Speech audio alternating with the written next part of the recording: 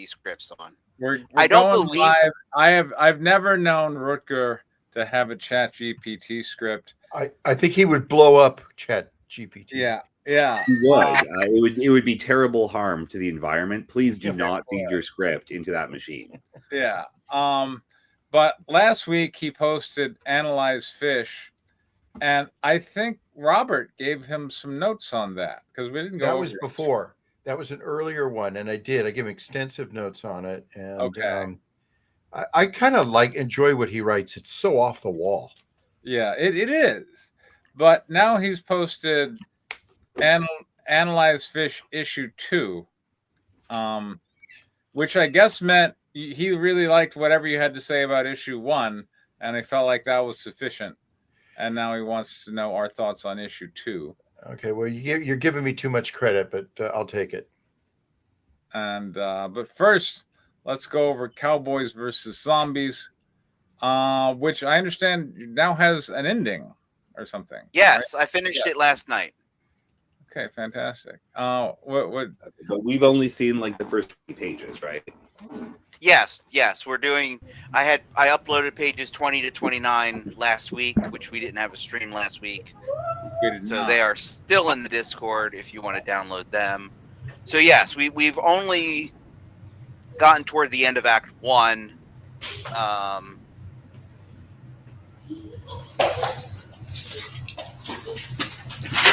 All right, let's read a script. I don't know. Who is that? Not me. I think that might Probably be Irwin. It's always Irwin. With I see the eye. Hey, Irwin. Hey, Hello. Irwin. Can you hear me? Yeah. We can hear everything. And everything else. Yeah. Yes. Oh, okay. We sure can. Anyway, Cool. all right. I got a kid running around here. Okay. Well, congratulations. I hope some of those kids share some genes. Your genes? Yeah. Thanks. Uh-oh, Sydney Sweeney. Is that an issue? Okay, well, this is going nowhere. I'm going to go read something. Go Exterior Tenahe Village Ruins Day. Callahan and Dusty trot along the path into the Tenahe Village ruins. Wattle and daub cabins burnt to ash. Arrows and musket balls embedded in wood walls. Callahan stops abruptly. He nearly gets sick at the sight of it. A pile of corpses, mostly burnt through. Skeletal remains piled into a mangled mess. Frayed clothes dance in the wind. Dusty neighs nervously. I know, boy. Callahan dismounts. Stakes the reins. Really, John? That's not how you Wrong spell reins. That's yeah. Into the ground. Whatever came to the ranch, it's camping near here. Callahan slowly steps deeper into the village. While the buildings show signs, the villagers put up a fight. It is apparent the Tenahe tribe was greatly outmatched. You shouldn't be here. Callahan whirls around, coming face to face with Tayomi, 16 to 19, wearing a short deerskin dress. Fringes along the bottom dance in the breeze. Who are you? I Tayomi pauses for a moment, thinking.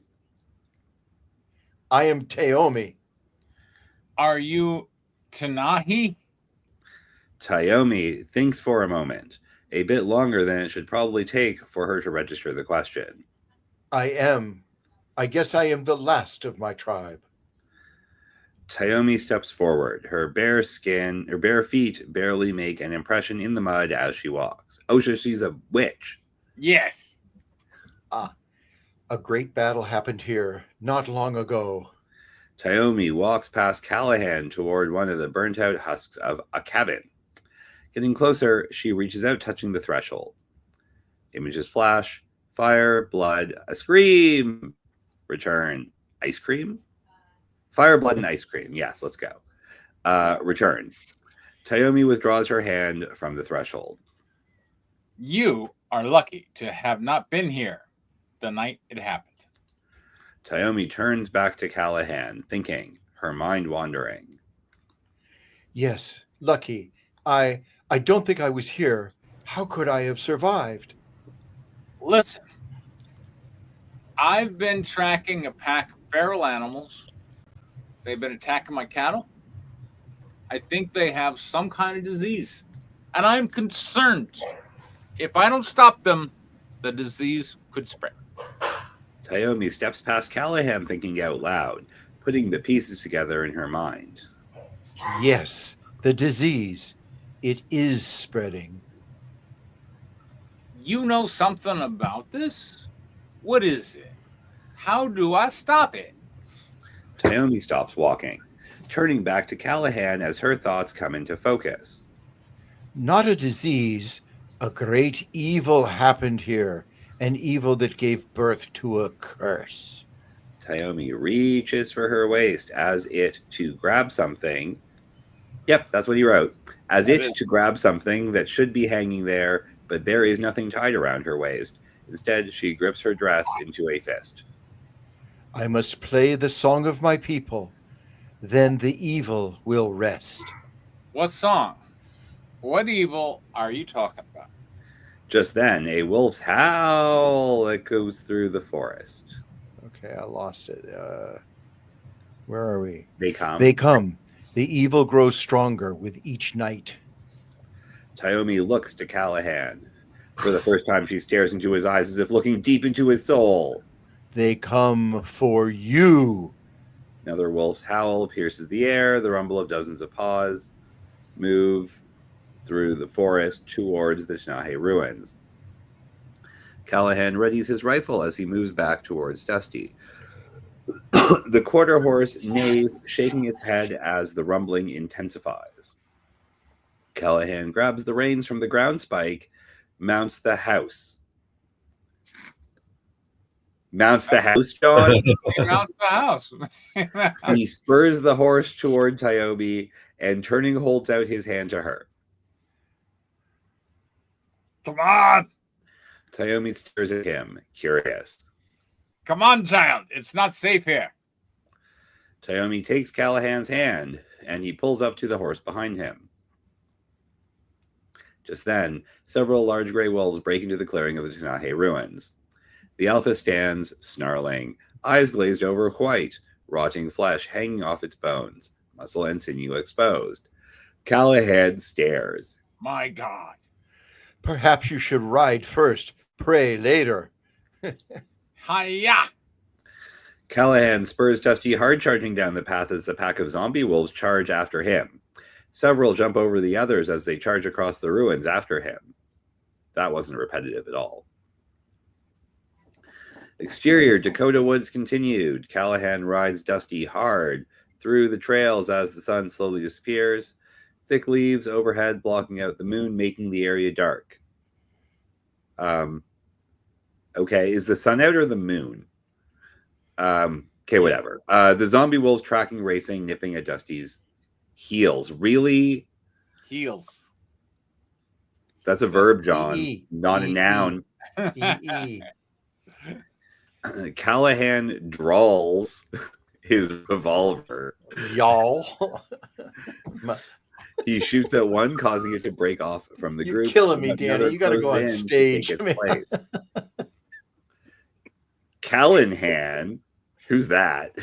Fires again and again. Bullets hitting its back, but no blood spills and it doesn't slows its chase. Callahan's revolver clicks empty. Can you reload a revolver? Tayomi takes the pistol, opens the cylinder, dropping the spent casings. She pulls a single bullet from Callahan's ammo belt, loads. She pull a single bullet from Callahan's ammo belt, loads it into the cylinder, closes it, aims for the nearest zombie wolf, and shoots it straight in the head, causing it to drop on the ground behind them. Shots it. She does shots it. Fuck. Shots it, yeah. Man, I'm reading so badly today. I'm so sorry. Exterior, Callahan's ranch perimeter fence continued. Callahan exits the woods, charging toward the perimeter fence as hard and as fast as he can. The zombie wolves dart from the woods, making hard pursuit. Hold on to me, girl. Tayomi puts her arms around Callahan's waist and holds tight. Callahan pulls on the reins.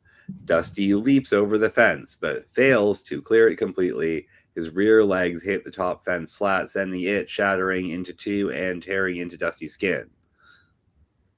Shit. You're all right, boy. We're almost home. That's not how horses work. The zombie wolves leap over the fence in hot pursuit. Exterior Callahan's ranch, pasture, continued. Callahan rides Dusty hard. You keep saying that. Are you sure this isn't a John Lamont script? As Tayomi holds on for dear life, he draws his revolver, firing again at the zombie wolves, though it's very difficult. Though it has very difficult to get a clean shot. There we go. Yeah. Exterior Callahan ranch house continued. With rifle in hand, Benji runs across the yard, opening the gate. Elizabeth steps out onto the porch. Get back inside, Mrs. C. Elizabeth turns, spotting Lucy standing by the doorway. We need an Elizabeth. Erwin, you here? Yeah, inside, Lucy. She hurries Lucy inside and closes the door. Benji raises his rifle, aims down the barrel. He fires the Springfield rifle at the zombie wolves and quickly reloads. Callahan races past Benji through the open gate. As Callahan reaches the ranch house, he grabs Tayomi's arm, swinging her down to the ground. Quick, girl, get inside. Callahan dismounts, reloading his revolver. The zombie wolves barge past the fence. Some jump over, some jump between the beams. Benji turns. What's the point of the fence if normal wolves can do that? Anyways, Benji turns to aim the rifle, but a zombie wolf leaps onto him, biting into his shoulder. Callahan snaps his revolver cylinder closed. He fires on the zombie wolf. Yep, he fires on the zombie wolf, bitting into Benji, sending it leaping off him and circling around. Callahan grabs Benji by the overalls, pulling him to his feet. To the house! They run back toward the ranch house. Callahan fires, striking another zombie wolf, sending it running off and circling around. Once up the steps, Elizabeth opens the door, and the three enter. Interior, Callahan ranch house living room continued. As several zombie wolves charge up the porch, Callahan slams the door closed as the zombie wolf bangs into the door.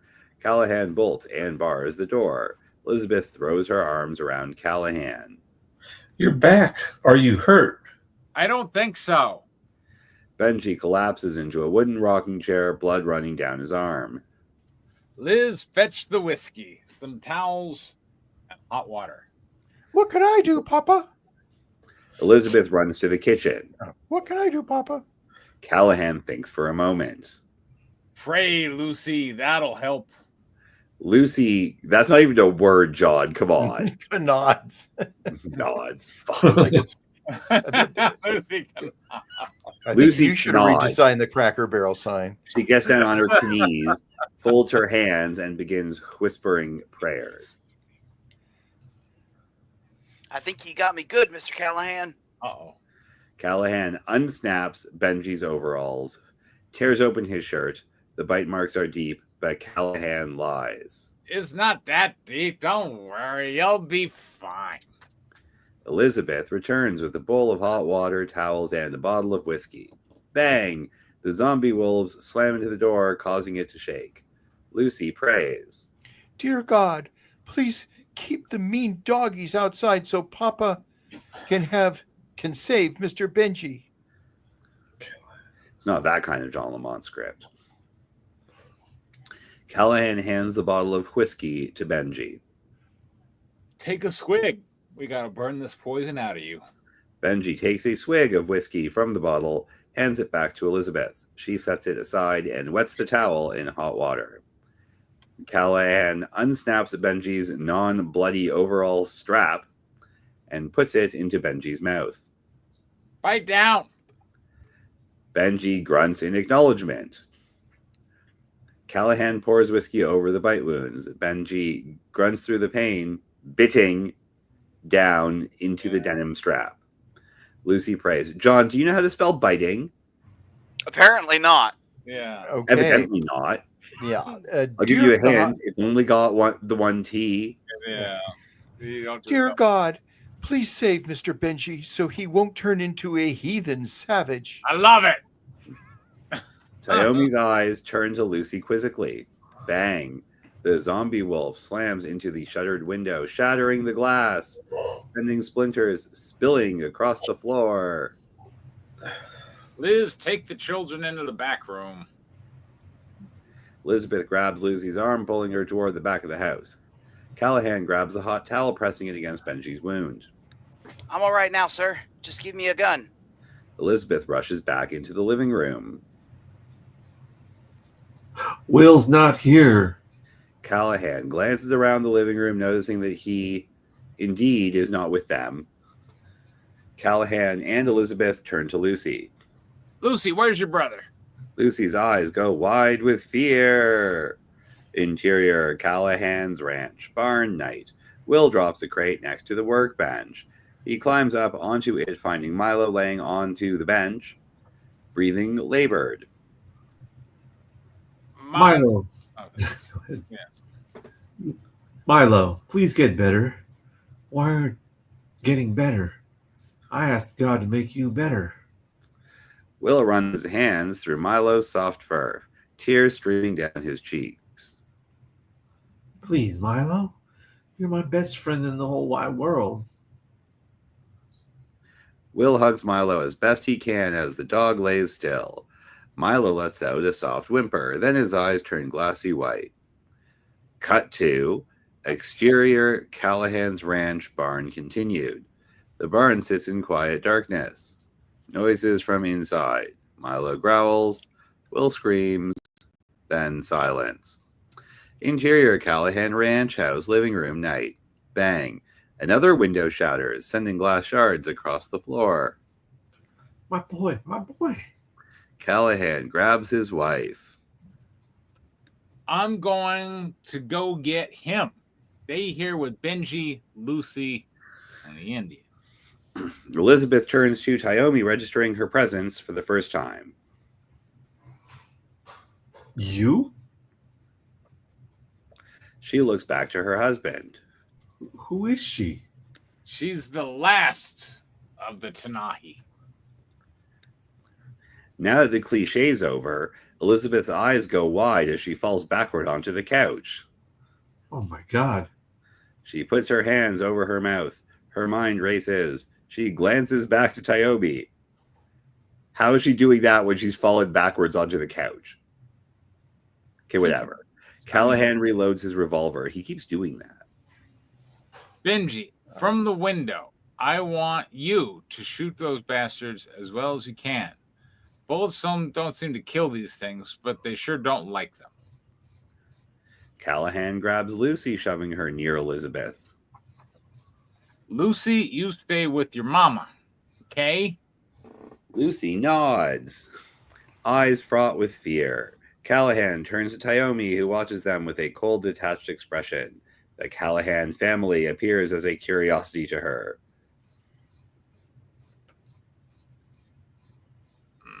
Callahan.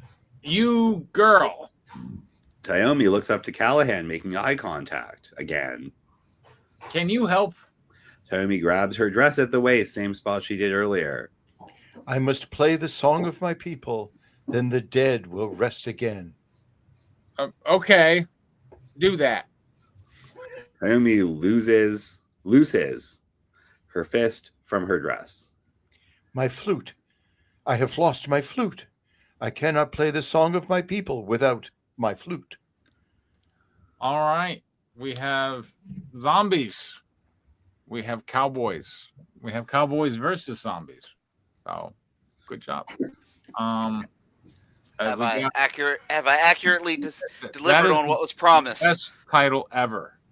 Although, I was kicking around like monsters, and I thought, like, What if we had a zombie moose? Because it's it's up in North to South Dakota. And then I thought, oh shit, that should be the title. Like zombie moose as a title beats anything. I In think. Canada, it will go over great. Yeah, but Not in this trade war, buddy.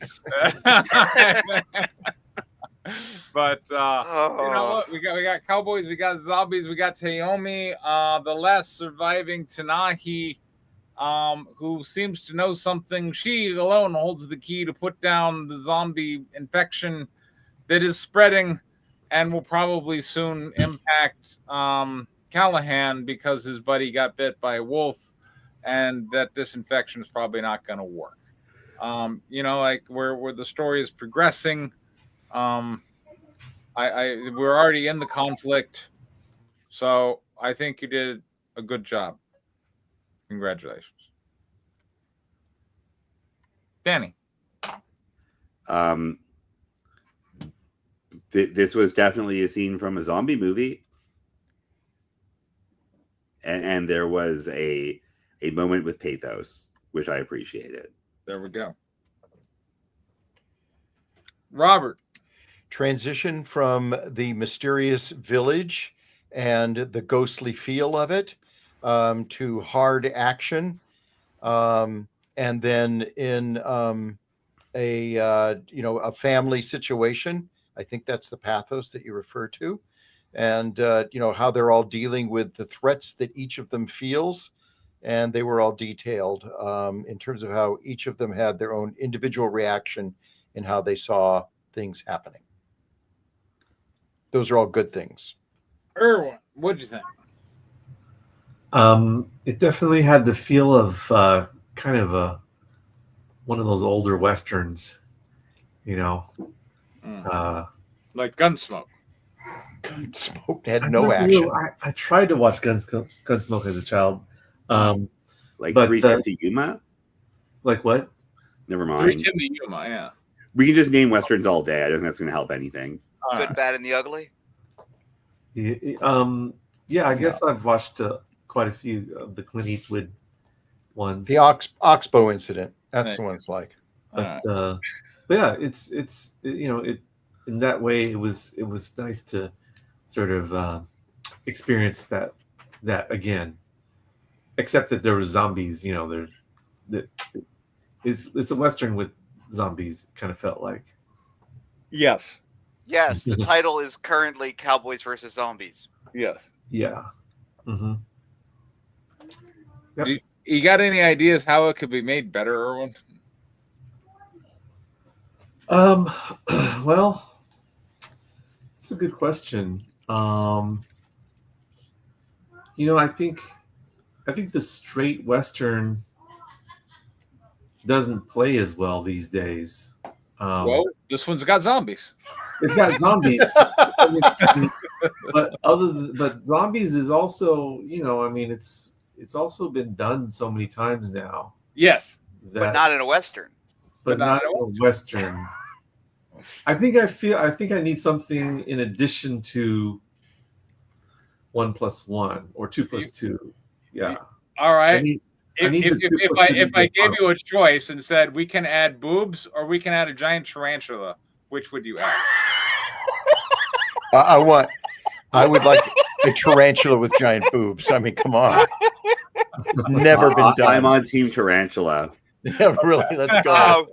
Actually, Robert, I believe Zack Snyder did a tarantula with giant boobs. There you go.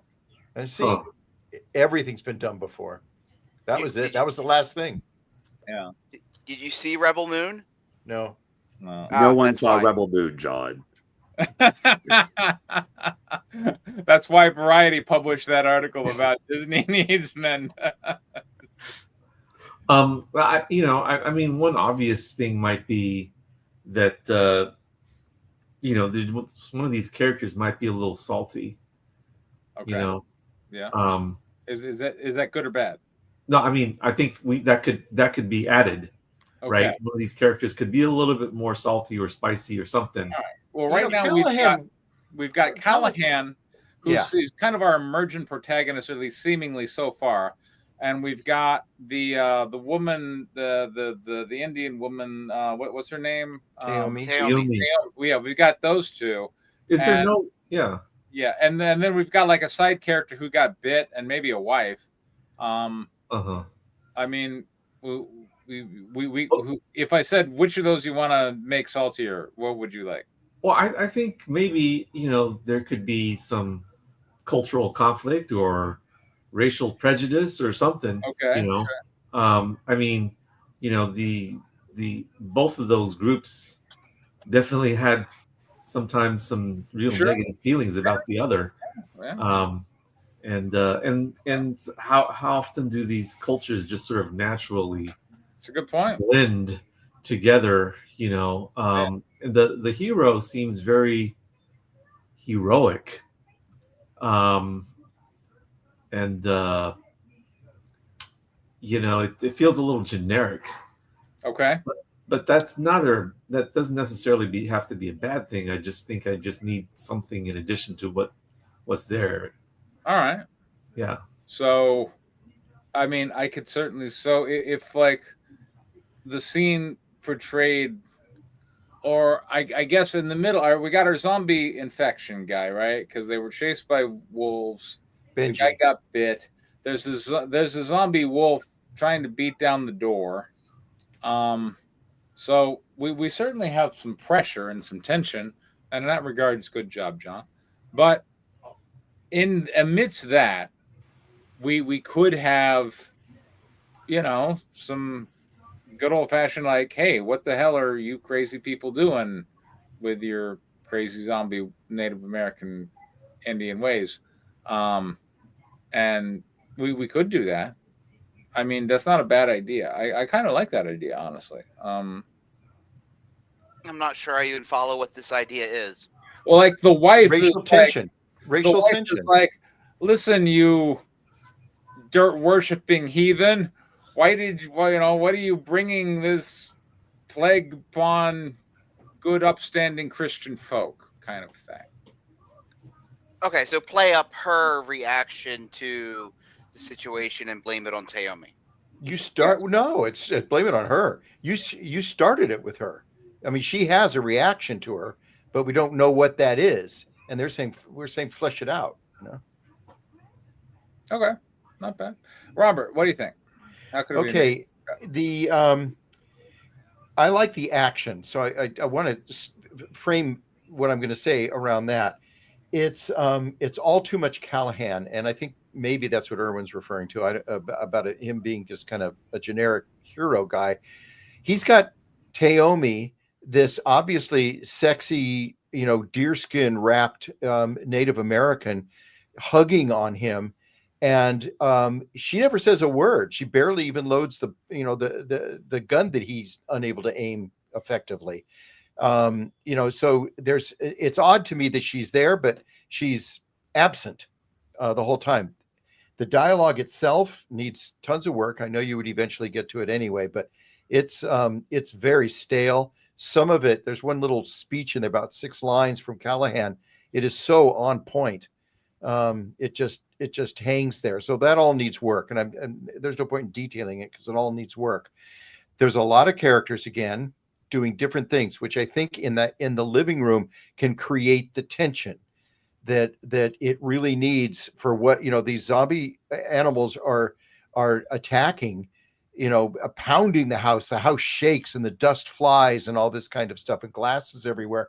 They're not reacting to it very much. They're just kind of, get me a bandage, why don't you go pray in the corner, honey, you're a little bit shocked, why don't you sit on the sofa?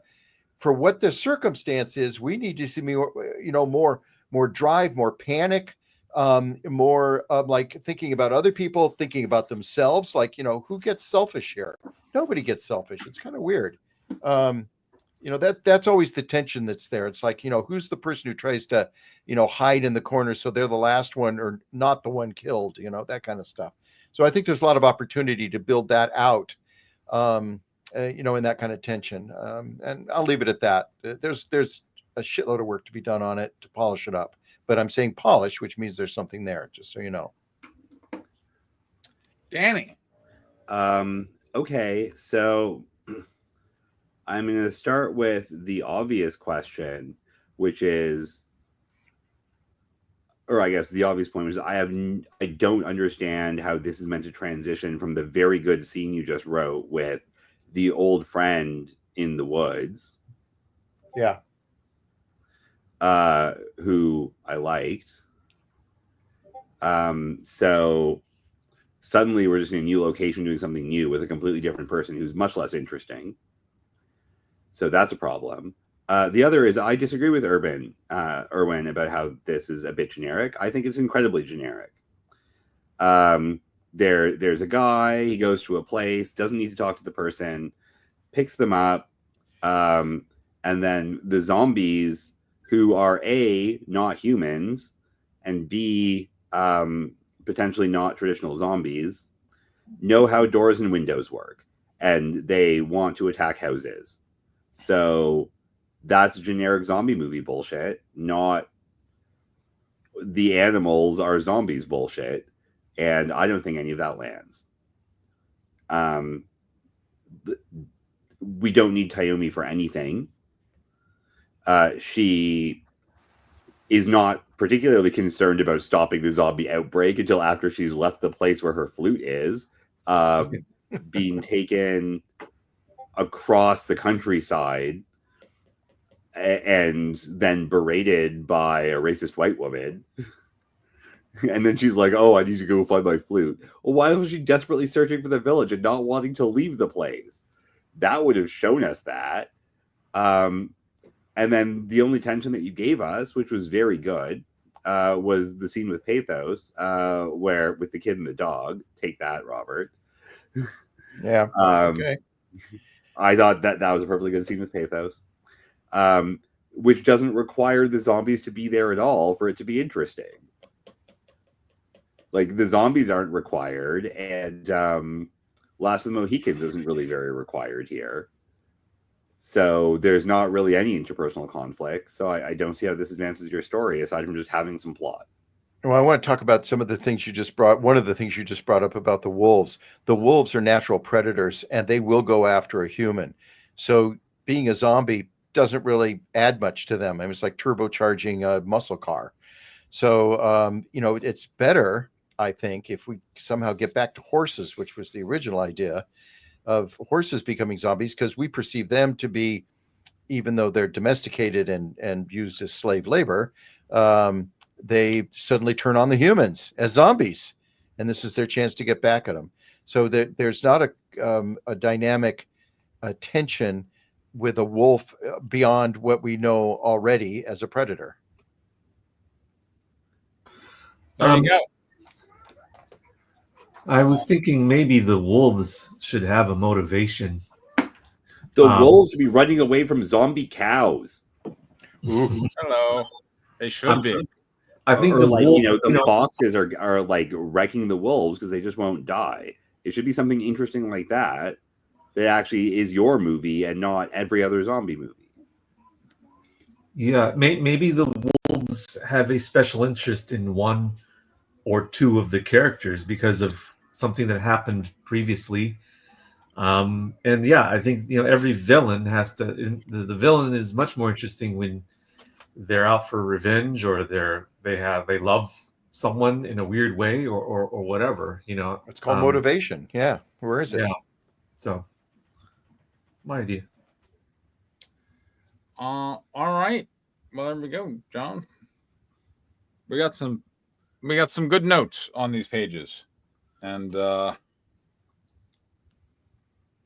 look forward to the next version. There we go.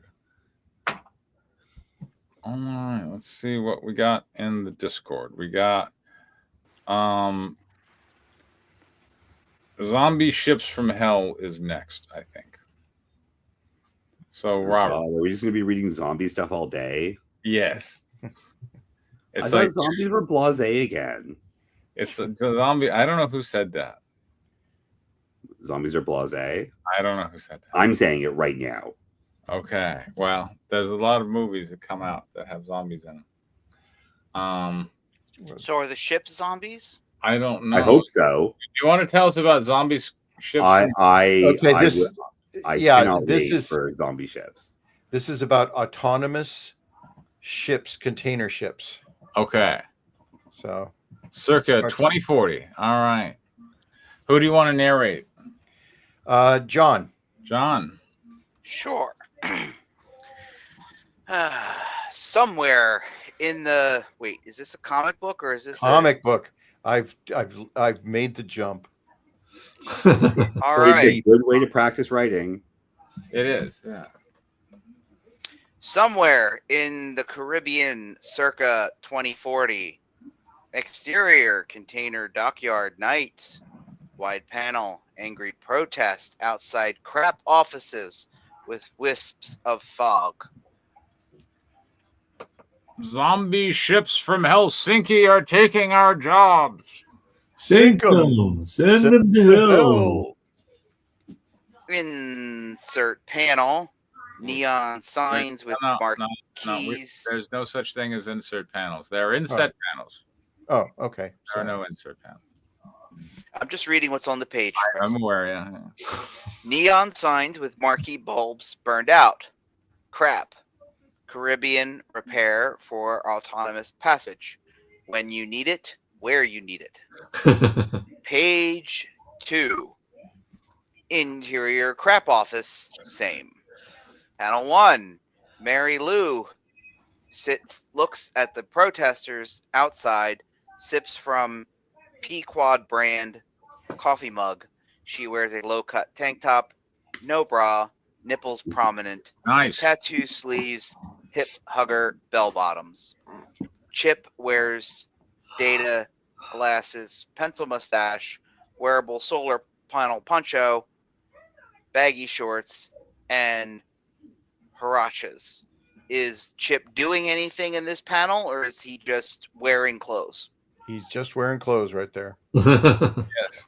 Automation wins. Find new work. 33% of jobs already cut. More coming. Panel 2, Mary Lou smirks. They'll crawl all over my dead body before they take any of my repair jobs.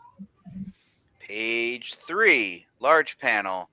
Mary Lou smartwatch, cryon overlay, distress level 4 stop, Saragossa Sea stop, Cat 5 hurricane stop, propulsion malfunction stop, coordinates incoming, NTX. Panel 2, Chip checks systems with his glasses. Copter fueled, batteries at 80%. Good enough. Oh, man. A battery-powered copter. Then Hmm. then wouldn't it be charged, not fueled? Yes. Exterior over the zombie vessel day. Page 4.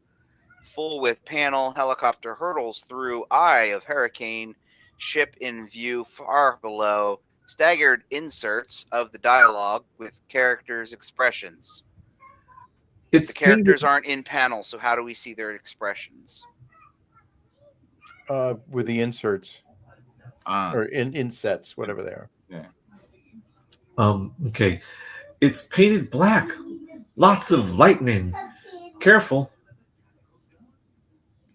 Perovskite full coat solar activators designed to absorb fulminations. Old school. You sure we can make it? I calculate 99% likelihood we land safely. nice. It's the 1% I'm worried about. Panel 2, helicopter landing on the deck, no rain, dark clouds, and lightning in background. Panel 3, Mary Lou and Chip enter vacuum tube to bring and are whisked away. Does say bridge. Yeah. Vacuum tube to bridge and are whisked away. All right. Panel 5. Page 5. I still have no clue what that means. Page 5, interior ship's bridge, same. Panel 1, inside wheelhouse, slumped cabin, fingers missing. What happened to your hand? Cinched it in a winch. Who is she talking? Never mind. Panel 2, Mary Lou frowns, points accusing finger. No humans should be on board.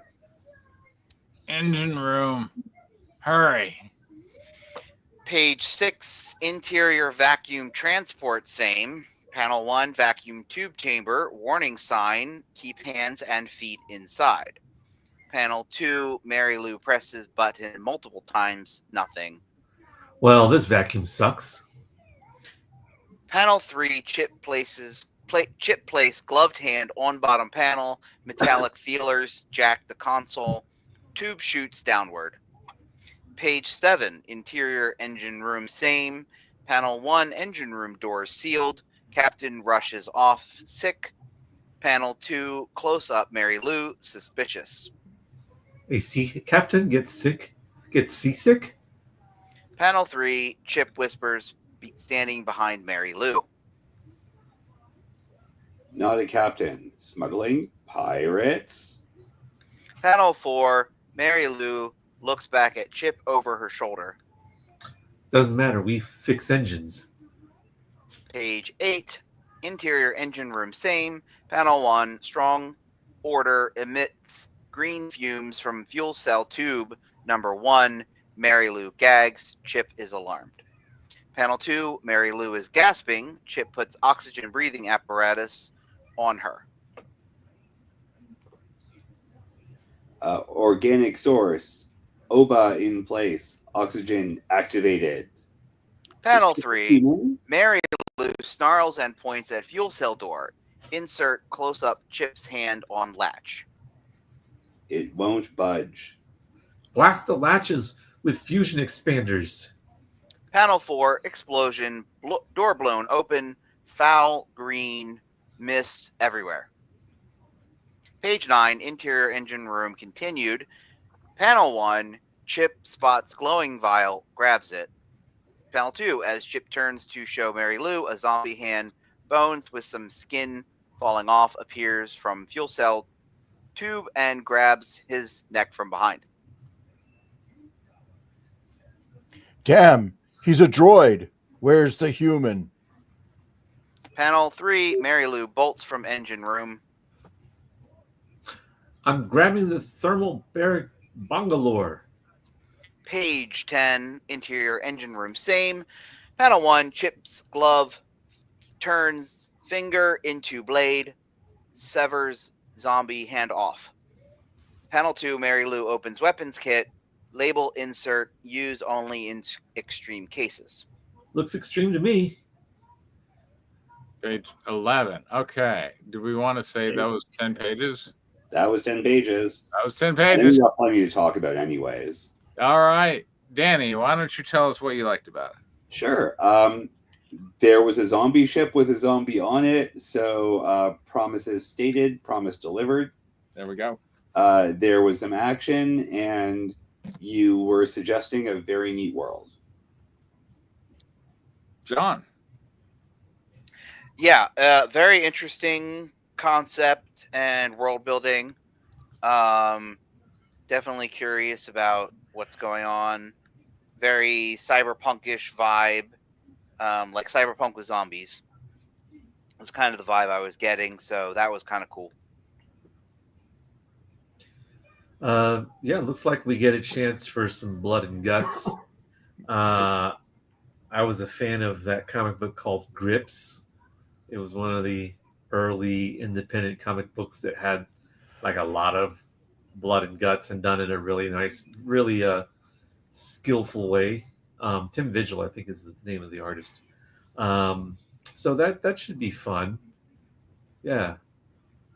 Also, yeah, I'll also like Dead World, which was a zombie, one of the first zombie comic books. Yeah, I still think Dead World was really maybe my favorite zombie product of all time. Yeah, we had. I mean, I feel like this was a metaphor for AI taking people's jobs because we have something that's not human that presumably have human demands like rent and food, competing in the logistics and shipping business, and the humans were expressing some dismay about that, and that's that's a metaphor of something that certainly a lot of people care about, because it's just changing the world.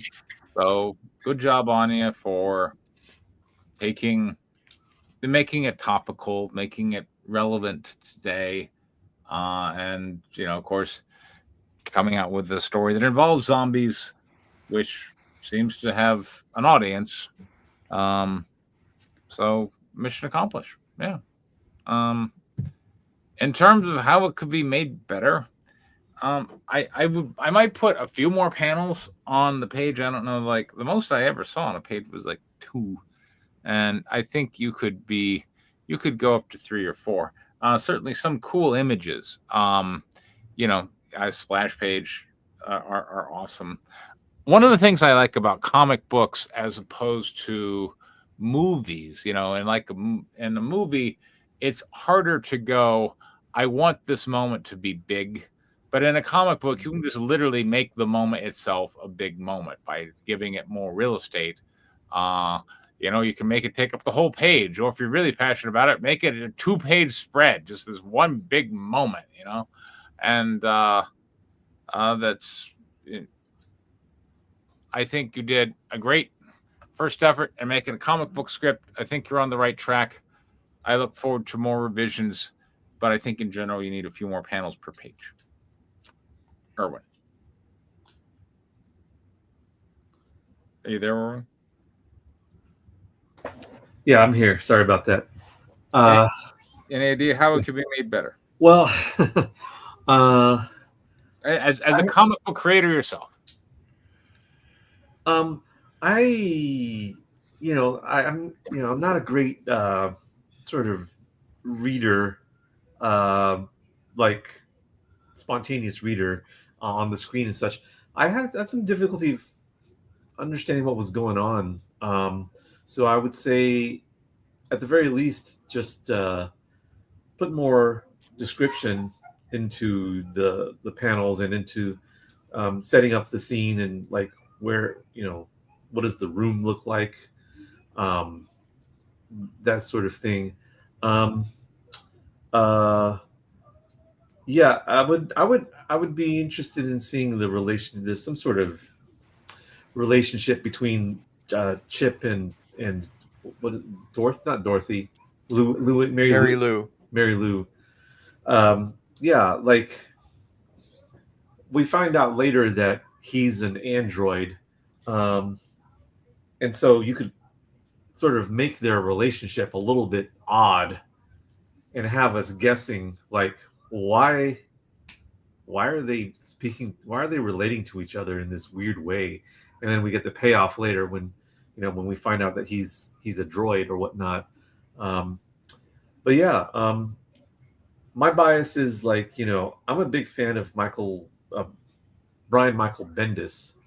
So, what Brian Michael Bendis did was he made the interactions between the characters interesting as they went through your typical comic book motions. Because after reading 1,000 comic books, you kind of have a sense of, oh, this is this thing happening again. But Brian Michael Bendis made that stuff interesting. So I highly recommend checking out his work. If you could put that in the notes of how to spell his name and all that stuff, that'd be great. Where is the notes? I don't see the notes anymore. Like, where's the comments? BENDIS. Yeah. BENDIS. I spelled it right. Yeah. There's Bendis. One thing about his writing style, there's a lot of dialogue. So just be prepared. He's a very dialogue heavy writer. I really like his dialogue. Yeah. Yeah. John Lamont.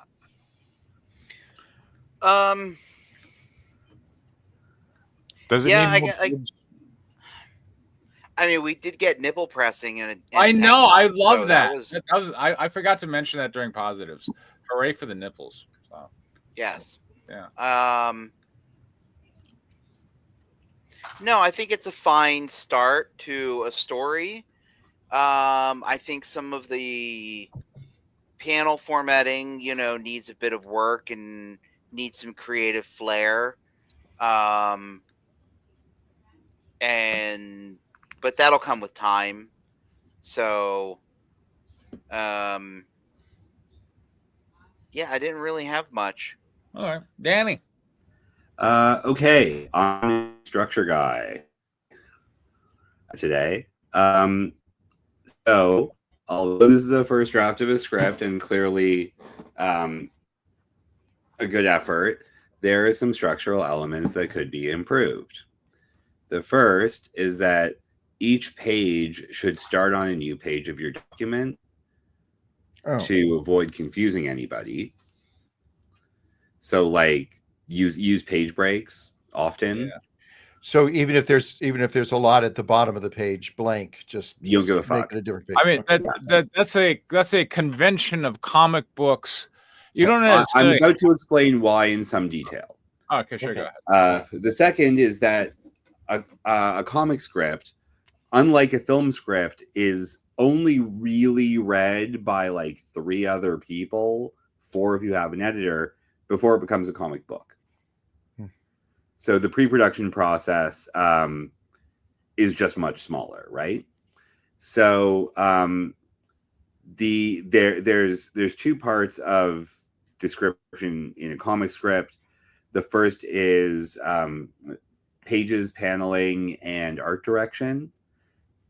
Those are implemented by your penciler and then your colorist, and the work done by your penciler is finished by your inker.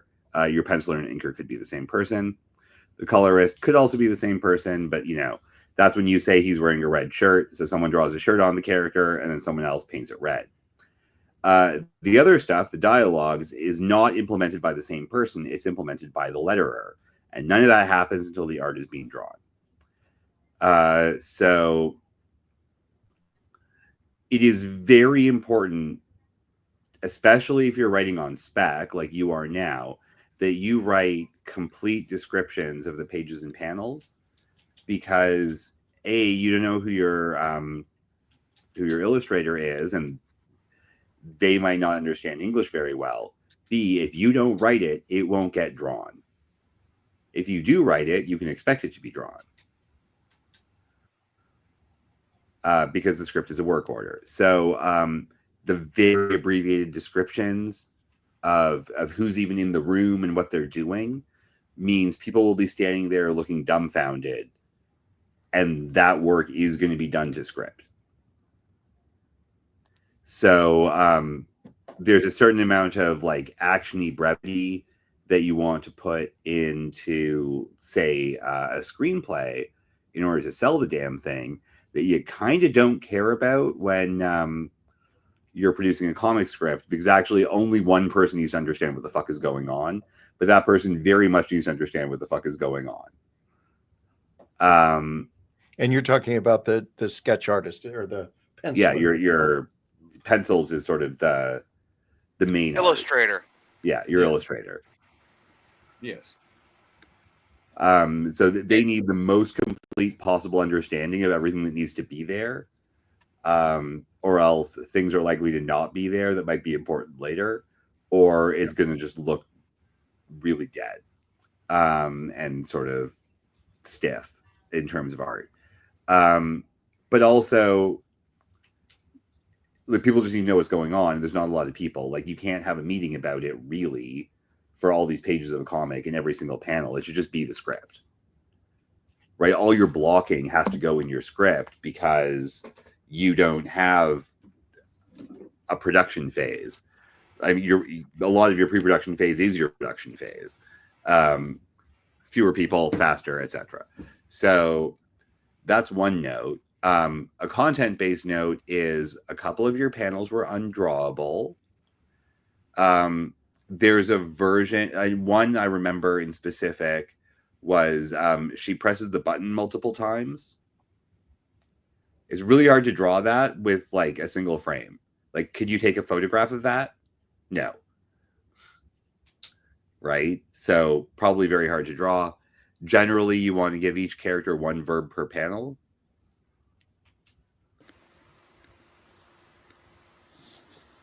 So that's content note number 1. And then actually storytelling note, by the end of the script, it felt like your characters sounded like your action descriptions. They didn't feel like themselves, although they did slightly more earlier on. And so like they lost their voices. Like genuinely, I had no idea Chip was meant to be a robot until much later. And then he and Mary Lou sounded pretty much the same, and everyone sounded like your narrator. Or not narrator, your action descriptions. It was just mostly abbreviated sentence fragments all the way down. So that means once you do have a final product, everyone's voice is going to sound the same, and it's still going to be hard to read. It'll be less obvious, but still difficult if the characters don't obviously have their own voices in the dialogue, because inflection and accents are something you have to actually literally write into the dialogue, or the letterer won't put it in there. Make sense? Yeah. Cool. All right. That was it. Mostly formal stuff. There you go. This is a great first effort, and I'm looking forward to more. And just so you can visualize, Robert, comic books production is usually similar to classic Disney animation. You know, you go back and look at, you know, Snow White and all that stuff. There was a guy who drew pencils, and then someone who came over the top and did black ink, and then someone who did color, pencil, ink, color. And then for comic books, pencil, ink, color, and then letters. And then that's it. So, and there we go. Do you go to one person, or you go to 3 different people, or You can, but I don't recommend it. that was 2 different answers? John, what did you say? I said it depends. And Preston said you can, but he doesn't recommend it. For your first effort, I'd say everybody should be different. I totally agree. For your first, every layer of art could theoretically improve on the previous layer of art. I know John, for example, recently upgraded inkers on a project, and that did improve the art a bit. Nice. And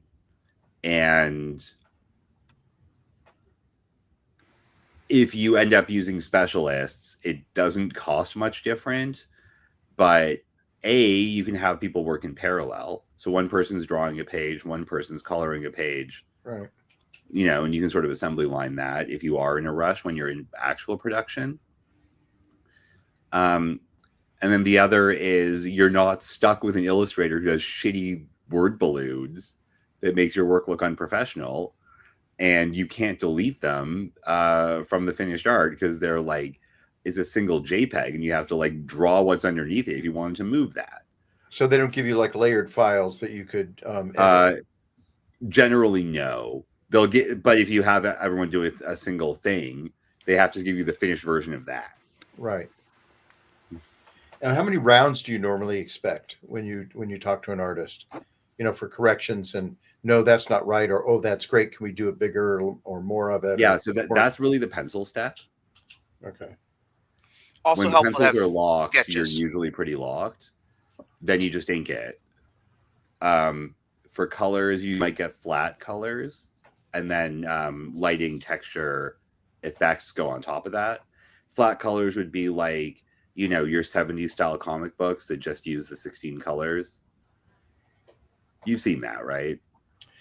I don't know what you mean by 16 colors. Like, so there's only like certain, like 16 inks that people would put on a page, and that they. I see what you're saying, but there's still process colors. Okay, got it. I understand what you mean. Yeah, it's still process colors for CMYK press output. But like, there's only so many paints that are good enough for that. So those are all flat colors. Like you might pick a mix, but it's still flat. Like you're not shading that. A lot of the shading actually might have, in traditional comics, the shading largely happens in the inks. and then you can put a flat color underneath it. And because there's lots of cross hatching or like someone drew a shadow, Right. it'll be there. Modern books usually use a lot more texture. People have Photoshop, etc., right? Like lighting blooms and other fun realism things. Yep. Not strictly necessary. You know, you could have really damn good inks and just use really good flats. So your flats are the colors to edit for colors. And then, okay, add texture to that is sort of the next step afterwards.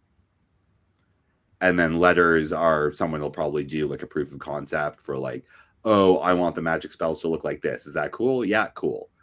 These are what the balloons are going to look like. Here's our font. Okay, we're good. Yeah, we're good. Let's go. So that's like a normal approvals process usually. Okay, cool. So yeah, it's as many rounds as you want. Generally, I prefer to just give illustrators all the notes for a page somewhat coherently. Just be like, fix all of these things and the page is approved. So yeah, that's how I do it, because it's pencils and it's not that bad. And like, I sent a lot of pages back for even Palace for very, very little things, but usually I wanted more stuff to be drawn.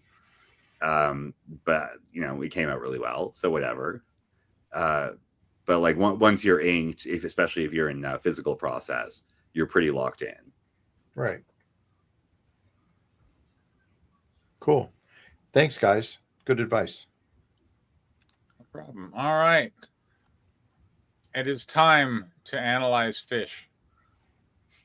And I'm guessing this is the issue 2. I think as we mentioned, we didn't read it last time we were on, and Robert gave some notes, and I guess Rutger was like, well, that's all I need. So here we are, I think, on issue 2. But didn't we have like serial twins? No, No. we have analyzed No. fish. Analyze fish. No, analyze fish, Okay. but actually, John gave a lot of art direction, I think, to it on his on his AI generated stuff. No, I didn't. He pulled all that. I thought you gave him. Oh, okay. All right. I mean, you know. I mean, Is this AI generated? yes. this AI Yeah. generated stuff never gets any more interesting. Yes. A greedy dolphin shrink has second thoughts. So this is Analyze This meets Finding Nemo. Okay. Wait, who wrote this story? Who wrote the script? Rutger. A guy. What are you when you were in Denmark? Are you No, Dutch? he's Dutch. No, in Denmark you're Danish. Oh, The but Dutch are from the Netherlands. Yeah. The Danes are from Denmark. okay. Okay. Which is he? I don't I know. believe he's Dutch. Okay. So he's from the Netherlands. Very Huh. well. Yeah. All right. Okay. I'll read this one. Fade in. Exterior Fishy Wood Day. Super August 1962. Western Pacific Ocean. 500 yards underwater. A glittering underwater city called Fishy Wood. Coral skyscrapers. Billboards made of glowing kelp. Atlantis. The Last Breath. An anemone in Paris. West Tide Story. Jack and Marilyn. A mermaid affair. A stingray paparazzo flashes a camera at a pouty octopus starlet. A crab valet in a bow tie fights a lobster for a parking spot. We need a narrator. Fishywood. Go ahead, John. Fishywood. Everyone's got issues. Lucky for me, issues pay my rent. Interior Dr. Gil Feynman's office today. The office is upscale. Coral bookshelves, water-resistant frame degrees from University of Atlantis. A water cooler with lemon-scented plankton. Dr. Gil Finneman's sleek dolphin wire glasses, silk seaweed tie sits across from a glittery anchovy client. Gil. So tell me more about this recurring blender dream.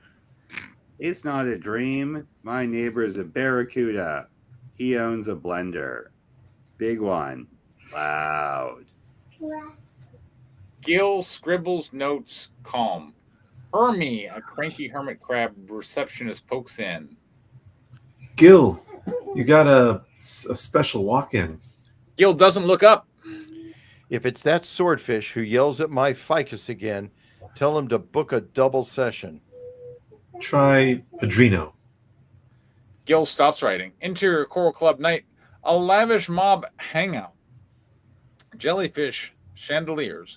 Pulls in sync with a saxophone. Swordfish waiters weave through the haze. In a booth sits the great white Padrino, massive, wearing a pinstripe suit on either side. 2 moray eel bodyguards coiled like spring-loaded thugs. Gil slides into the booth. On the table stands a platter of caviar, pearls glistening between them. Gil, you're good with fish heads. Word is crazy, less crazy. Or at least more functional. I got a guy. My guy's depressed, not eating, not collecting debts. Breaks my heart. Gil nods sympathetic. You talk to him. John's laughing. Hey, well, you know what? I've never heard of. You talk to him. Make him permanent reef decor. I'm a therapist, not a hitman. Therapist, hitman, tomato, 1 million clamshells. Sure, I've got a bridge to sell you in Fishywood. Padrino clicks the latch. Inside the box. Someone's having fun. Inside the box, a mind-bending sight, an endless warehouse interior stacked to the ceiling with clamshell bills bound in seaweed bands. Tiny crustacean forklifts beep as they zip around, moving pallets. A foreman yells orders into the distance. Gil's pupils widen to dinner plates. You working your magic, Doc. Make him take a long swim off a short reef. And it's all yours. Gil closes the box. That's a lot of protein. You won't know what I would swallow. Okay, Leo. Shh. Padrino leans back, baring rows of teeth. Protein, power, retirement, whatever you want it to be.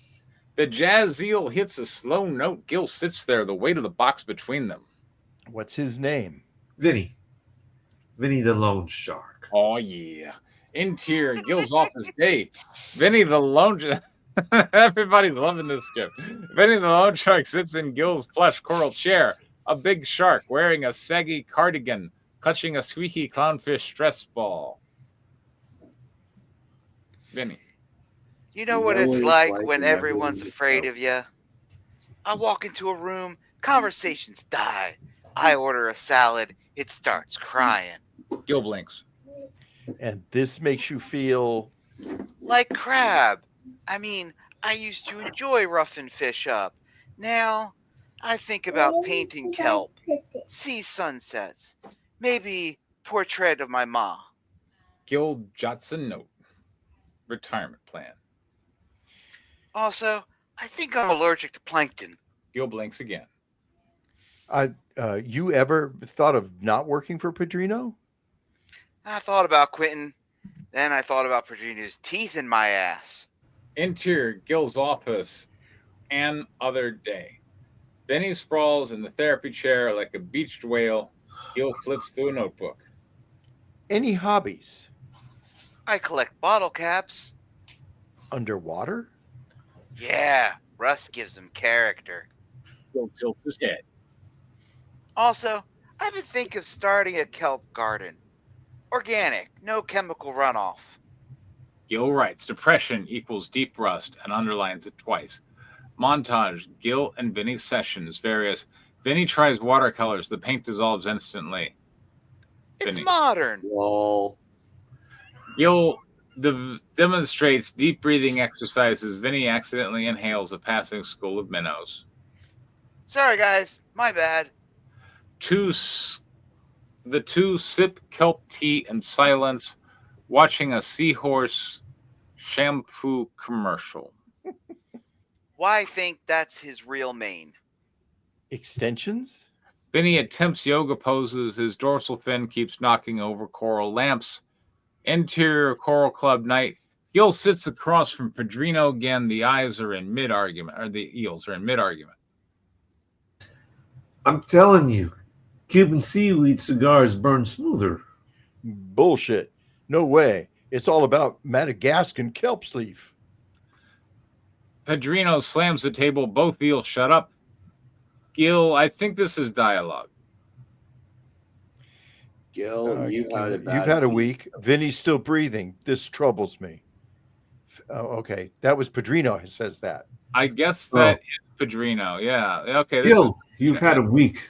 Vinny's still breathing. This troubles me. Huh? Fish don't breathe. You should know. And therapy's not instant. It's Friday, or you'll be chum. He leans in low. And not the fun kind of crackers. Interior Gil's office day. Gil is fidgeting, flipping his pen in his fin. Hypothetically, if you weren't around, what would the reef look like? Less noisy, less afraid, but also less me. Gil stares at him, softening. What is this? Some kind of will prep thing?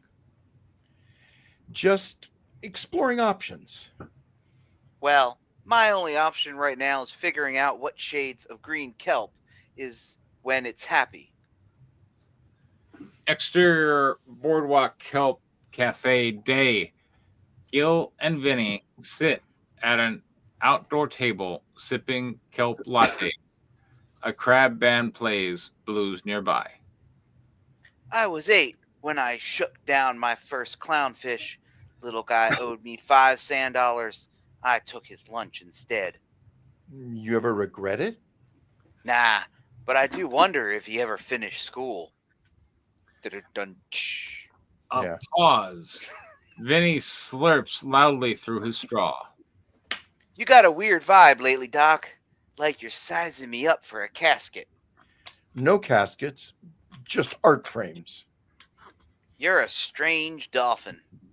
Interior Undersea Art Fair day. Rose the booth under a giant bubble dome. Clam sculptures, octopus murals. A blowfish poet performing bad jaiku. Vinny stands proudly by his piece of resistance. A massive kelp mural of Padrino as a bloated, grumpy pufferfish. What do you think? Captures his inner puff. Gil opens his mouth, closes it again. It's brave. Exterior Undersea Art Fair day. Padrino's limo seahorse pulls up. Interior Undersea Art Fair day. He slithers in, flanked by moray eels. His eyes lock on the mural. Tell me that's not me. It's you, boss. But like, emotionally. It's kind of cute. Padrino smacks him with his tail. Gil, what the hell is this? Gil is sweating through his seaweed tie. Interior Undersea Art Fair day. Padrino lunges. The art fair erupts into chaos. Gil yanks a giant clamshell shut. Gil yanks a giant clamshell shut on eel's tail. Okay. The eel yelps a string of creative profanities. Vinny hides in a sponge shop, sneezes bubbles, giving himself away. A jellyfish tourist parade floats through, tangling the eels and stingers. Padrino barrels through a booth selling glass coral. Shattering pieces rain down like candy. Interior back office continuous. Gil and Vinny skid into a back alley, panting. Okay, cards on the table. Padrino hired me to talk you into, taking a permanent nap. Vinny freezes. You, my Doc. It was supposed to be just another job, but then you're not what I thought. Padrino bursts in, blocking the exits. Into the reef, boys. Boss, you know what's worse than death? What? Pastels. You son of a... Vinny charges, smacking him into a pile of driftwood. Exterior back alley continuous. Dust and bubbles clear. Padrino's wedged in a driftwood. Eyes spin like slot machines. One eel tries to pull him free. The other is too, misspelling error there, busy coughing up tooth-shaped pearls. Vinny straightens his cardigan. You know, Doc, I think I'm done breaking fins for a living. That's great to hear. I'm going to open a cafe. serve seaweed lattes, hang art, maybe poetry nights. Gil grins. Enter Shark and Canvas Art Cafe Day. Super 6 months later. Bright and bustling, jellyfish baristas, eels on laptops, murals of kelp fields. Gil and Benny sit at a corner table. Gil reads Eat, Pray, Swim, while Gil writes on a notepad, sipping tea. Turns out 1,000,000 clamshells isn't worth more than one decent friend. Baby steps, huh? They clink, kelp mugs fade out. Okay. So, all right. Well, I misunderstood. I thought this was more like a feature, but it turns out it's more like a short. So awesome. We have a therapist who gets hired to kill his client. Or talk his client into suicide. Yes, but he doesn't, and instead finds the real payday was the friends he made along the way. And Yay! I mean, like, the formatting is clean. Everything was clear. It's certainly a very producible script. Although how you want to do this, I mean, it strikes me as this like an animated feature. It would be hard for me to envision it being live action. This seems like animation of some kind. These days, the trend is like computer animation, as or, opposed to or a 2D. lot of green screen, where there's humans acting it out and then they just wrap them. Yeah, sure. Yeah, could be. But it's clever. It has some fun moments. That's what I got. Danny. I don't think there could be a clever fish-based retelling of My Cousin Vinny. Sorry, whatever. Analyze this. So congratulations. John. It had some really clever, funny moments to it. And yeah, I mean, overall, I really enjoyed it. It's a really cute, clever short. Robert. It's a parody, and I think that while I didn't enjoy Analyze This or the equal, there was another one. I think they did a sequel to it. Wasn't it Analyze That? I don't even remember. Yeah, it was And, something. and Analyze This was just a copy of The Sopranos, anyway. Barely. Yeah. I just okay. In general, I'm a fan of the odd things that Rucker puts together. This is one of them, and I think as a parody, it actually, I'm going to say, works better than what it's meant to parody. And it's kind of funny. I like these kinds of twists of humor that are there, the double entendres, the references to things in a fish world. So those all work for me. Yeah, it was fun. I like the tension involved in, this Vinny being sort of lightly sort of pushed towards possible suicide. I like the jokes and some of the visual gags that were very fish oriented, sea oriented, and it was fun. Very good. How could it be made better, do you think, Erwin?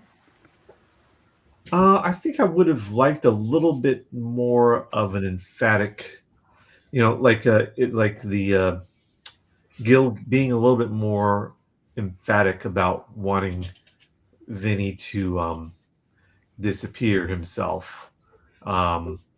Especially the closer and closer we get to the deadline, I felt like there wasn't much of a build up to the sort of climax where he's and I think I need to see Gil more emphatically realize that he doesn't want Vinny to disappear himself. I want to see that turning point a little bit more clearly.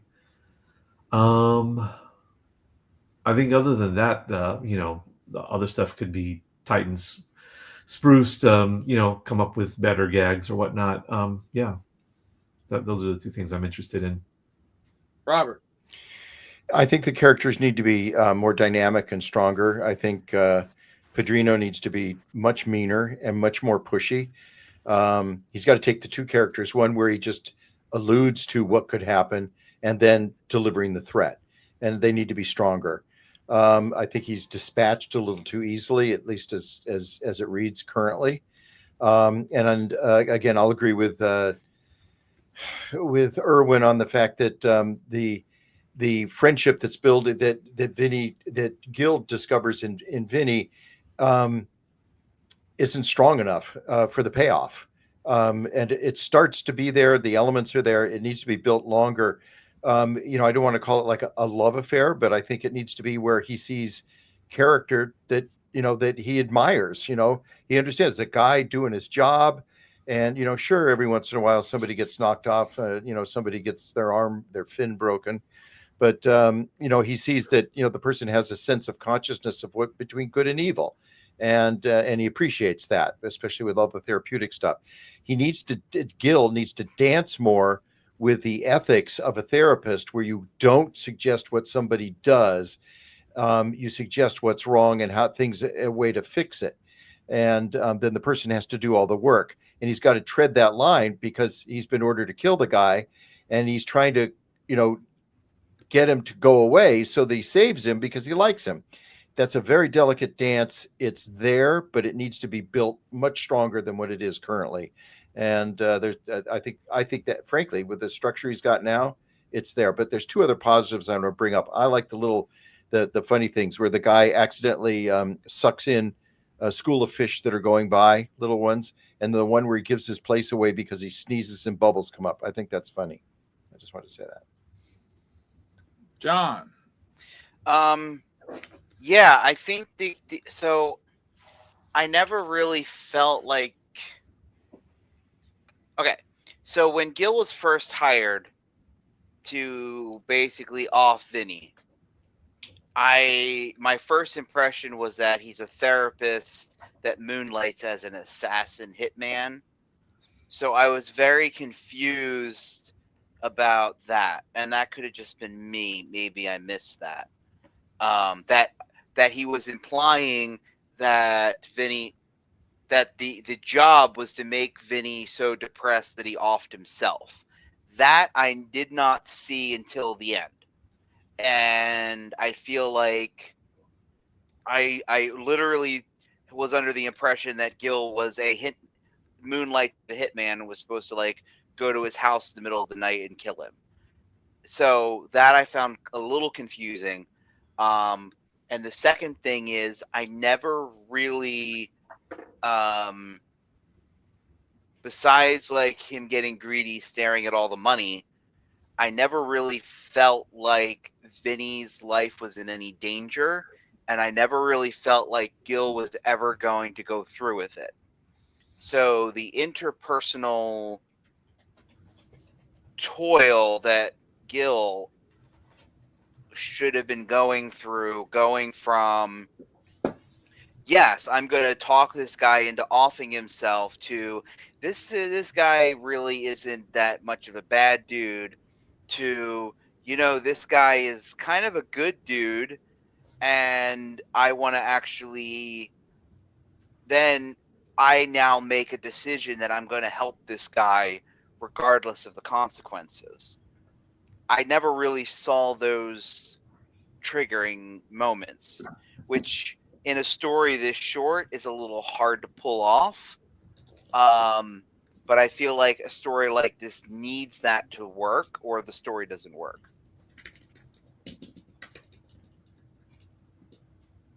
All right. Danny. Okay, well, I don't really see the point of this story, so it's difficult for me to. It was very difficult for me to focus on. It doesn't really have a middle. The middle is a montage that's 3 lines long. So. Oh yeah, I forgot about that. That montage has got to go, because I even forgot it existed. But go on. I'm sorry, Danny. Yeah, it's fine. I only remembered it existed while I was literally saying that line. And that might be a place to write something that's funny or interesting about any of our characters that makes them like worth caring about. Like maybe like why does the hitman do painting? I'm so confused. And why does he like paint an insulting picture of his boss? And then why does anyone let him get away with that?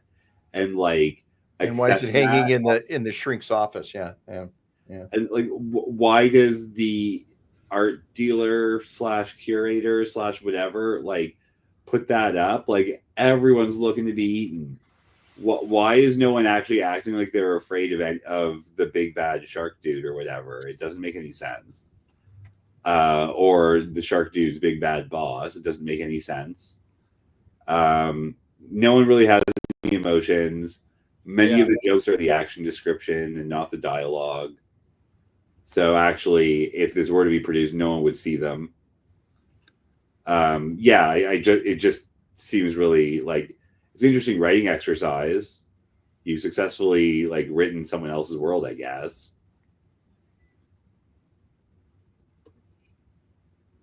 Anyways, yeah, that's all I got.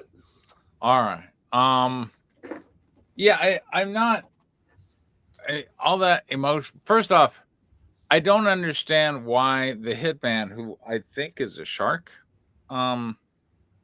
is hiring a therapist for an assassination, right? Like it. The mob boss is a shark. He Yeah. hired a dolphin therapist as a hitman to Yeah. take out his, I'm assuming also a shark, Yeah, but maybe I a believe- smaller shark. I believe so, yes. So, yeah, one shark wants to kill another shark and hires a dolphin therapist to do it. That doesn't seem like a good plan, right? Like if I wanted to kill someone and I had 1 million clams, I don't know that I would go to a therapist who has no record of violence and saying, "Hey, here's some money. I want you to go kill this other person, and if you don't accept my deal, I'm going to hurt you." That's why you're not a mob boss, Preston. I guess, right? Like it seems like that's not Despite a solid. what people talk to you about you on social media. Yeah. Oh, yeah. And all right. So the plan seems a bit out there, and I don't feel like I'm really connected to the results one way or another. I got to say, like, I find it amazingly dark if a therapist took money to convince their client to commit suicide. Like, to me, that's compelling, visceral, and distasteful all at the same time, you know? It would also be interesting. As Yeah, a no, story. that's very interesting. Well, it can't be interesting as a Rutgers script. Right. So, but like, I don't really see that here, and I'm not saying you should necessarily make a script about a therapist hired to convince his client to self-delete, but I mean, as it is, I'm not all that tied in. It's more of a comedy than anything. I mean, so I think it's better as Finding Nemo than it is as The Sopranos, and if it's Finding Nemo, then the paying a dolphin 1,000 or 1 million clams to kill someone is a little too dark. So I think they should make the therapist Gil a mermaid, and the mermaid falls in love with Vinny, and that's like The Sopranos. sure. Okay, so I see, guys. one way that could potentially fix that is we open with Gil with a client, talking the client into unaliving himself. All right. Then we see that that Gil is actually good at doing this. Right. Then when he gets hired by the mob boss to take out his henchmen, then we start to see, okay, something about this henchman charms him and he decides, I'm not going to do that despite the consequences. Then we can see that turn from one to the other. But as it stands, we don't really see that. And if it was supposed to be implied in the opening scene that Gil is with somebody, I don't even remember that opening scene, except for the fact that he was talking to somebody or something. So that needs to be bigger and more obvious if that's the direction that you want to go with it. Because then if we see, exactly, that's our setup. If we see that Gil is good at doing this thing, he gets hired to do the thing, and then something happens that changes his mind into doing the thing. There you got a story. Yeah, I give a 10-page comedy a lot of leeway, right? It's not much space, and we're there for the laughs, but we're also there for a story. It's kind of like the Little Rascals or something. Those old. I mean, you can 10-page. Come on, this is Charlie Chaplin, Buster Keaton. They did a ton with that. You're doing a fish comedy, so he could literally be like talking to a tuna in the beginning and telling him to go swim off to the great beyond, where he gets captured by fishermen.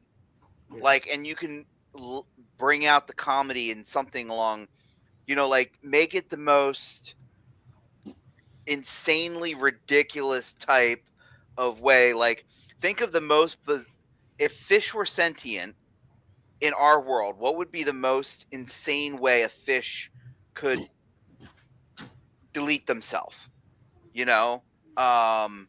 Swim upstream. Like anything. Like, just think of the most ridiculous off the wall thing that you could think of, and then you can implement that way. You kind of get that darkness, but it's still that dark comedy aspect. Like, people are still laughing, but they still get the joke. And they still know what's going on, even though they're like, I'm laughing at this, but I shouldn't be laughing at this. Because there's a way you can do that with the whole fish human thing. I think you could get away with that in a comedy more so than you could if you were doing it with human people and then trying to say it's comedy. Perfect. I've got it. He convinced him, you're such a great, Vinny, you are such a great fish at what you do. You do the best at it. You deserve to be on some fisherman's wall. The pictures that they have where they're hanging up there, and with the guy also proud that he caught you, and then you get stuffed and you're put on the wall. That's your future, man. You're not going to live forever unless you get on that wall. I mean, something like that. I don't know. Yeah, I think it has to be more therapeutic, right? We're talking about the opening scene. We're talking about not the scene with Vinny. I'm talking about Vinny. The opening why Gil's scene. Willing to do it. Why Gil has the right. Showing Gil's skill as a therapist Kevorkian. That's what we want to see in the beginning. So like having him be like memorialized on somebody's wall. Like, that's a way to live in infamy forever, is to be memorialized on somebody's wall. I think that the writer has a choice to make, right? Does the writer want to be sort of darkly humorous, or is this supposed to be more cute? Cute. I think right now it's leaning towards cute. I think he said R-rated Finding Nemo. Oh, there you go. That's what he said. If they actually cared if they were fish, that would be like Finding Nemo. I don't know. I don't know. Anyway, Preston's confused. Preston's lost. I mean, look, you lose me at the concept, right? If somebody comes, I want an R-rated Finding Nemo, it'd be like, why? Where's the mermaids? I want a sexy seahorse with the long manes and extensions. I mean, Finding Nemo is a child's animated picture. Why do you have to take that and go dark with it? And if you do, Does anyone want to see that? Yeah, I mean, nobody saw Fishtail. That was my first reference when he started talking about the story.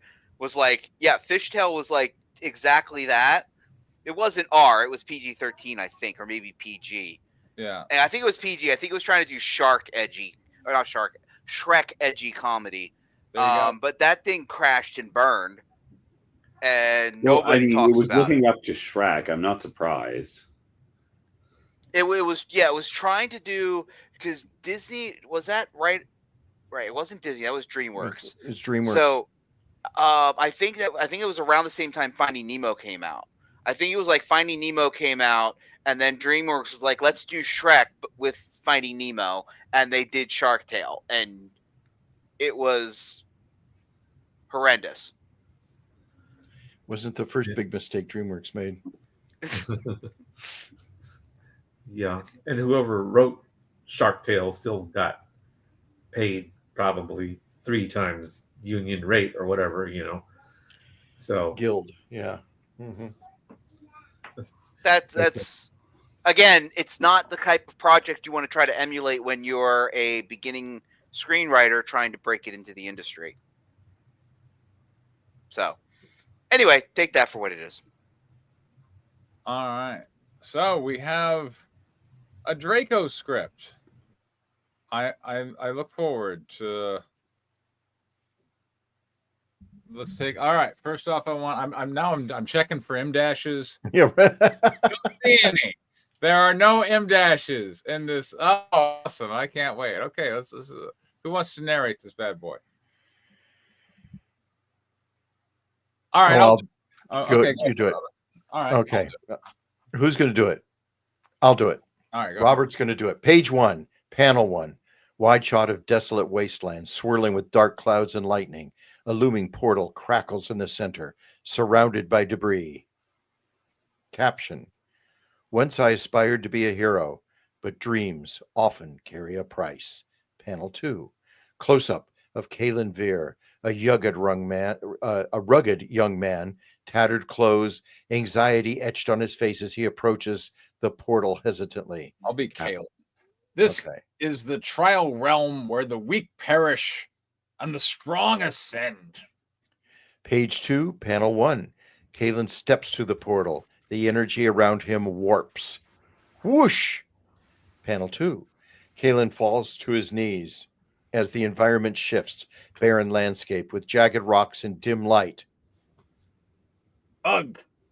Panel 3. He pulls himself to his feet, determined but clearly exhausted. The shadow of a large creature looms behind him. I need a strategy. Page 3, panel 1. Close-up on ancient cracked stone tablet on the ground with strange symbols. Kalen's hand is hovering over it. This place is ancient. Panel 2. As he touches the tablet, a vision of the trial realm's history flashes in his mind. Flashback bubbles. Images of slain heroes in ancient rituals. Panel 3. Kalen jerks back, startled. No, I must keep my focus. Page 4, panel 1. Kalen moves forward cautiously. Shadows flit across the rocky terrain, hinting at dangers lurking. I am alone. Panel 2. He spies a small creature scurrying, a mouse-like beast. Food. There's one of your M dashes, Preston. Yep, right there.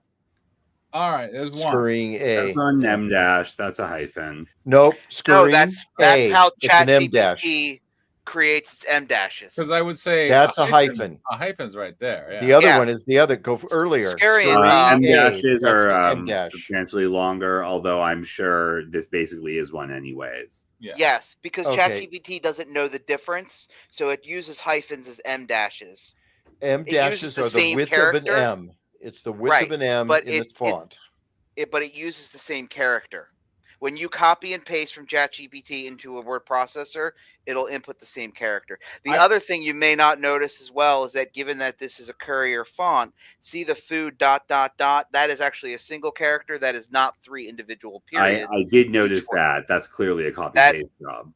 That is also a copy paste job from ChatGPT. It does that all the time. All right. Fair enough. Are we going to keep reading? Sure. Food or maybe more. Clearly, the mouse is his new girlfriend. Yeah, there we go. Okay, Panel where three. are we? I'm lost. Panel 3, right here. Panel 3. Kalen doused in sweat. Doused, I think he means. Kalen doused in sweat battles an internal conflict over his next move. Tier 0 magic won't protect me. I have to outsmart my surroundings. Page 5, panel 1, wide shot. Kalen examines his terrain. He sees various rocks, roots, and a small pool of tainted water in the distance. Maybe I can create a distraction. Panel 2, he picks up a rock, glances at the mouse-like creature. Sorry, little one. Panel 3, Kalen throws a rock towards the water. Splash! Page 6. Panel 1, the mouse-like creature perks up. Kalen watches eagerly from the shadows as it scurries towards the water. Panel 2, suddenly, a large reptilian creature lunges from darkness, snatching the mouse-like creature. Sound effect, snap! Yay. Panel 3, Kalen gasps, a mix of awe and fear as he witnesses the brutal display of nature. So fast, so deadly. By the way, I Does wanted he gasp or does he say so fast, so deadly? I mean, there's a pause there. So fast, so deadly. Tune in next time to Yeah. Too Fast, Too Deadly, Yeah. and By the then way, Fast Robert, X, and then Deadly Y. Yeah. Go ahead. I wanted to take an opportunity to go over comic book traditional format, and really it's not a big deal. It's almost even somewhat deprecated. But yeah, usually you put a page break on a new voice, so you typically break it right there. All right. And And as this- we just explained earlier to Robert, that's so the illustrator knows when a page starts and Right. can find it easily. And Got it dates back to the days when comics were made, as you know, for some companies they are still do, by a crew that was all at one site, typically in a bullpen, and these things typically had a deadline. You know, you had to get them out, and sometimes like a comic was late or a comic was falling behind, and so you'd be like, give that page to that guy. And so, you know, if everything was on its own page, you could just take one page of your formatted script and hand it to another artist and they could fill it in, you know, as opposed to, see here, we couldn't necessarily do that, right? If we took this page, then, well, then we'd have we'd have panel 3 from page 6 and then page 7 and so on. So that's how that tradition started. All right. And it remains useful to illustrators to this day. Very good. When in doubt, don't torture the people that you pay. Makes them not want to work for you. And they'll make you pay. Page 7, panel 1. Blast of chaotic energy erupts as another candidate emerges. M-, an elite rival candidate named Varys, who exudes immense magical power. This realm is mine. Panel 2. Varys steps confidently over the landscape, his powers causing the ground to tremble slightly. He's not just a challenge, he's a wall. Wait, Panel does he have 3. tremendous power or only slight power? Slightly tremendous power. Panel 3. I love the conflicting adjectives that always appear in these. Yeah. Yep. Varys steps confidently over the landscape, his powers causing the ground to tremble slightly. Yeah, we just did that. Yeah. Varys looks, we're here now. Panel 3. Oh, Varys looks here's another around. thing about comic format. You don't use semicolons, you use double dashes. Okay. Okay. Panel 3. Varys looks around as if anticipating an attack, but sees nothing. Show yourself, weaklings. Page 8, panel 1. Close up on Kalen watching, filled with anger and fear. I am weak, but I will not stay that way. Panel 2. A sudden energy surge causes debris to fly around Kalen as he begins to summon his magic. Were? Panel 3. Were? Kalen's We went with were? Like I would put in Dyson vacuum cleaner there. Yeah. Kalen struggles against his energy, M-, his hands glowing weakly as he attempts to understand Tier 0. Am I Kalen. Come on, focus. Page Hey, 9. Am I yelling this at myself? Yes. Okay, come on, There's no focus. dialogue in this. Panel 9. People don't Page 1. interact. No. What kind of story do you think this is where people interact? What kind of Oh, you keep pussy moving it. Page 9, makes panel people 1. interact in a story? Okay. Varys stands tall, unaware of Kalen's presence nearby, looking around as tendrils of dark energy swirl in the air. I Varys. sense someone, but no power. Panel 2. Kalen feels the energy around him. He glances around, desperate. He's distracted. This is my chance. Panel 3. Kalen stealthily creeps forward, his eyes on Varys, determination filling his expression. Page 10. Panel 1. Varys pauses, looking around, sensing something slightly off. Why Crack! does it have to be only slightly off? Tune in next week. We did 10 pages, right? Well, Page- this is page 10 right here. So panel Yeah. 2. Oh, panel 2. As Varys turns, he spots Kalen. Just a rat.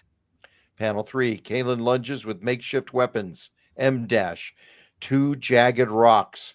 Thwack. All right, that's 10 Where did he pages. get the weapons? Can we see him make the weapons? We maybe could. By the way, I purchased Angel of Darkness. It looks like the comic was generated by ChatGPT for the comic book artwork. So I can promise you that it's not. yeah, it's not. Do you have the invoices to prove it? And not only do I ChatGPT have is way better at anatomy. I was, now that they fixed the finger issue, Yeah. yeah, I also have the layered files to Yeah. prove it. Yeah. And I think It I was made started that before before 2023. ChatGPT was even a thing. One, it predates ChatGPT. Yeah. Yeah. And anyway. Oh, But- so ChatGPT learned how to do what they're doing from what you drew. In I'm part, going to yeah. say this once. I'm never going to say this anything again. All right. It would be a godsend if ChatGPT were half as good as John Lamont. There we go. Oh, All right. John, go there. All right. So we have a script from Draco involving was this Under the Sea, or am I confusing it with Analyze Fish? You're confused with Analyze Fish. I mean, Okay. it doesn't say it's not under the sea. It It's a could be portal. under the sea. It It's could. a All storm right. That's why with the a gradually portal. trembled slightly. All right. So we have a terrestrial battle between what seemed like two wizards. And wizard battles are cool. All right, Danny.